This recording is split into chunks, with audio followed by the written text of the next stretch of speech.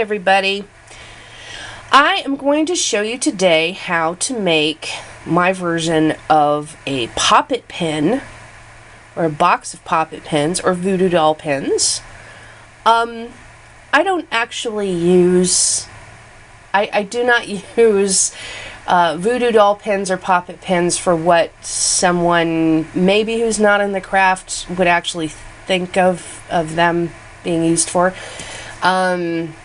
I don't do black magic at all, but I definitely don't make poppets to harm, let alone stick pins in them, to hurt people. So this is mainly more of a decorative project, something cool to have around. Or, now here's one thing I would use it for. Making the pins to actually put into a poppet to imbue an energy. Normally when we make a poppet or a voodoo doll, we put ingredients into it, you know, to full of our intention. Well, that's fine, that's great, you know, absolutely do that. But if there's something else you think of, if there's a change that you go through while this poppet still exists, you want to put a little more protective energy into it, or a little more love, or a little, you know, specific wish or something like that.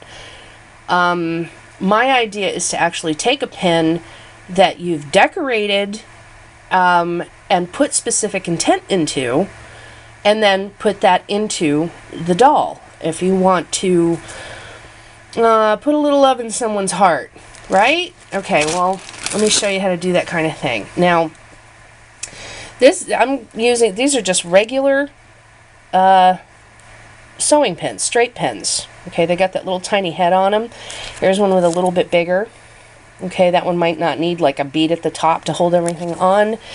And then you have, these are jewelry making like pins here. They're not actually sharp, so if you really don't want to stick these into a doll, you want to, you know, make them more decorative or something like that, these might be a great idea. They're a little bit longer than your typical straight pin, and some of them have, I have both kinds, the kind with the head on them and the kind with these little loops. So, totally up to you. But I'm going to take one of these little pins and I'm going to show you what I'm talking about. Okay? Now, here's a couple more examples of little beads you could put on. I have a little piece of amber right here, already done into a bead. I have a bead cap, a silver bead cap, which would look really pretty on top of a larger bead, like so. See that? Okay. I have these little tiny silver beads. You can see that. It's probably not focusing right, but that would hold, this is the one, say, you could put up toward the top of the pin if you have a bead with a large hole, or you could put it at the end after you've put your beads on with a little bit of E6000 to hold it all in place. Okay, so I'll show you real quick here. Now this one, I'm going to use that bead cap, and it's got a big old hole on it. So I put the little bead on to my pin. I'm going to slide my bead cap onto it if my fingers would work. And then I'm going to put this piece of amber on. Now for this one, that's probably, you know, I'll add a little silver. Yeah, I think I'd add a little silver, another bead to the bottom of this and glue between that bead and the amber, and then that would be it. And you have this cute little pin.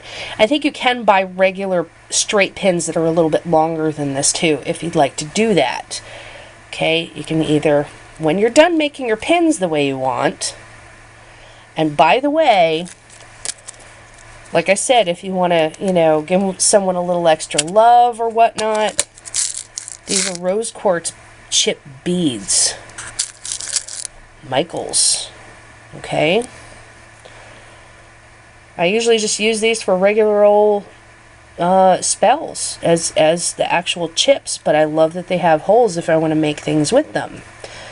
So slide that onto your pin with some other decorative beads. I have my big old box of beads over there of all different types of stuff, which y'all have already probably seen by now. Okay, something like that, you know, and then whatever else you want to, and you can be putting your attention into it the whole time. And I don't have a poppet over here right now to show you, but again, you know, use it as part of a ritual, part of a spell, put it into the poppet, or if you want to just, you know, have them as decoration, you can. Now this is a little box I made for my poppet pins. These in here, some other ideas, are done in here. Polymer clay. This is a little polymer clay snake. It's just a really long, thin coil with a pinched tip for the head. I wrapped around a pin, baked it in place. Okay, you want to do something like that. I've got a heart here.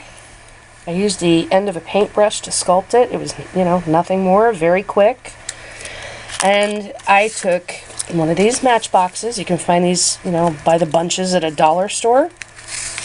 And I just covered it over in some vintage paper, just some plain vintage paper. Found a picture in an old medical magazine, cut that out. And then I put a black glitter heart on it. Okay, little box for keeping my voodoo pins. So anyway, it's another idea. To tell you the truth, no, I haven't heard of anybody else as yet using a pin for a non-violent purpose.